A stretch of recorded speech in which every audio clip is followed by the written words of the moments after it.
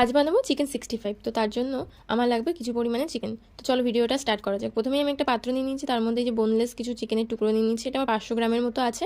এবার তার মধ্যে আদা রসুনের পেস্ট আমি দিয়ে দিলাম, দেওয়ার পর একটু হলুদ দেবো, 2 চামচ মতো হলুদ দিয়ে দিচ্ছি। এর মধ্যে কাশ্মীরি লঙ্কার গুঁড়ো দিয়ে দিচ্ছি, এর মধ্যে একে একে ধনের গুঁড়ো দিয়ে দেবো, জিরের গুঁড়ো দিয়ে দিচ্ছি।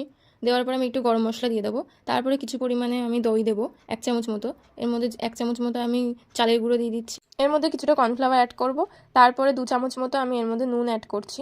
করার পরে আমি এতে দিয়ে দেবো একটা লেবু, হাফ টুকরো করে রাখা লেবুটাকে দিয়ে ভালো করে একটু মেখে নেবো। নেওয়ার পরে একটা ডিম দিয়ে দেবো, ডিমটাকে ভালো করে এবার মেখে নেবো, নিয়ে এটাকে ভালো করে মাখিয়ে নেবো যাতে মশলাগুলো মাংসটার মধ্যে ভালো করে মিক্সড হয়ে যায়। হওয়ার পরে এটাকে আমি 1 ঘন্টার জন্য ফ্রিজে রেখে দেবো। এই যে আমি দেখো মাখাটা আমার মোটামুটি হয়ে গেছে, এরপরে আমি এটাকে ফ্রিজে রেখে দিচ্ছি।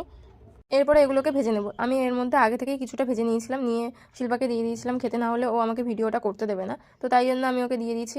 এরপর আমি একে একে সবগুলো দিয়ে দিলাম মাংসের টুকরোগুলো। দেওয়ার পরে এবার এগুলোকে আস্তে আস্তে লো ফ্লেমেই ভাজবো। বেশি জোরে জাল দিলে এটা কিন্তু তোমার ভিতরেরটা কাঁচা থেকে যাবে আর বাইরে থেকে হয়ে যাবে। তো আমি আস্তে আস্তে এগুলো ভালো করে ভেজে নিয়ে ভালো করে ভেজে নেবে। নেওয়ার পরে এই দেখো শিল্পা এদিকে কী করছে, শিল্পা এদিকে ভিডিও বানিয়ে বানিয়ে ওগুলোকে খাচ্ছে। এবার আস্তে আস্তে দেখো আমার প্রায় সবগুলো আমি ভেজে নিচ্ছি একে একে।